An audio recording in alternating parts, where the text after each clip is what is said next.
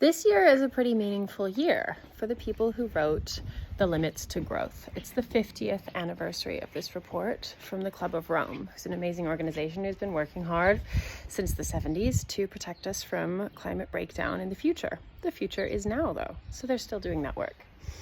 The Limits to Growth is amazing because it talks about, and a long time ago in 1972, talked about how if we continue this cycle of expecting growth, quarterly reports of growth in businesses, we're not headed into a sustainable direction.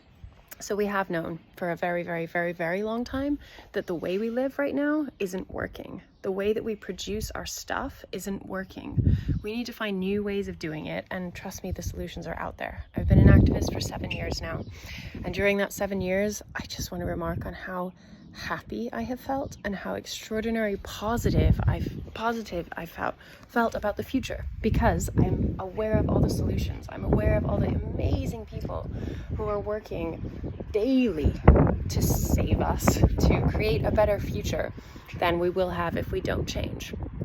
And I want to take a moment on this anniversary, this 50th anniversary, to thank all the previous activists who came before me.